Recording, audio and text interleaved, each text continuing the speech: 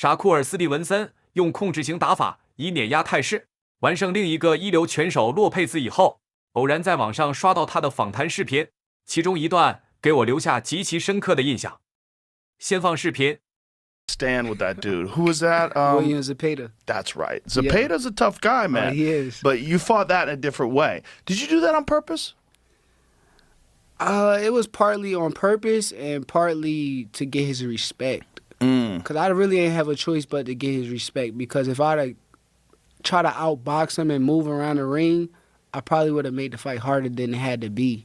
So I knew, I gotta, make him respect me early. And that's what I kind of, started the fight hot. Why would it make it harder than it had to be if you boxed him? Because sometimes when you, a guy, if you watch today's boxing, judges give the fight to mostly the guys that's coming forward. So if I'd have went in there and bagging up and moving around the ring while he was more active, it probably would have looked as though he's winning the fight. So I had to make sure, the judges know who's winning. So I kind of had to take some in order to give some in that fight.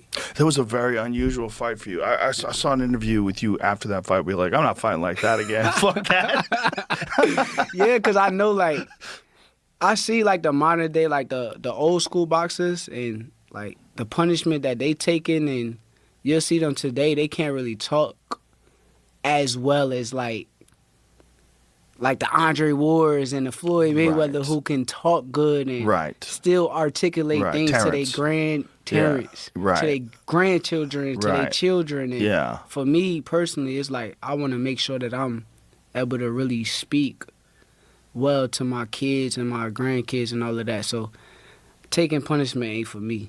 Yeah, I support that 100%, and I applaud fighters like you for setting an example for young fighters coming up.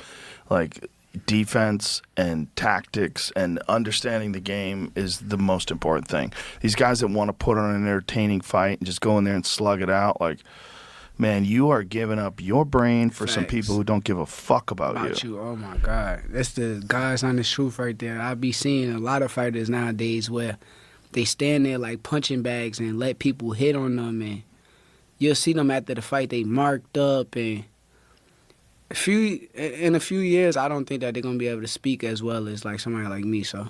No, there's a bunch of examples of that, obviously. We could all see it, but, it's a complicated sport, and for people that don't understand the sport and don't appreciate the sport, they just see two dudes punching each other. But they don't see subtle movements. And you were doing this half-out. 斯蒂文森说的这种现象叫做构音障碍。退役格斗运动员在言语任务中存在更慢的发音速率、更多停顿以及不流利现象。在有记录的20世纪拳手神经问题中，这是最常见的问题。比例高达49%，另外不太障碍占44%，即丧失有36%的比例。斯蒂文森在访谈中的表态，把这些神经问题归咎于战斗风格。有些战斗风格会过多把拳手头部暴露于对手的攻击之下，而与威廉泽佩达的比赛，是他为了迎合裁判或观众做出的唯一一次战斗风格改变。对国内职业运动员来说，很多时候没有选择更安全打法的权利。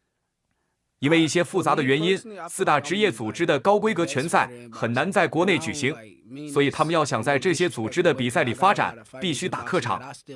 而客场比赛，如果最后让裁判用点数来决定比赛的胜负，除了极少的地方，很难获得公平的判决，所以他们必须冒着挨更多拳的风险，选择压迫型打法，力求 KO 对手，让自己决定比赛的胜负。也就是说，以牺牲未来健康为代价，追逐事业。国内拳击发展之后，相关的信息、科学研究同样也滞后。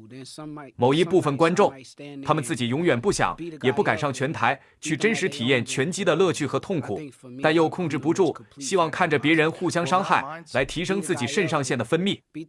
因为对伤害的无知，对技术的无知，他们中的一部分人会给控制型的拳手冠以懦夫、胆小鬼一类的称号，而且还喋喋不休、乐此不疲。拳手的神经问题源自于后天伤害，而这部分人的精神障碍却有可能是与生俱来。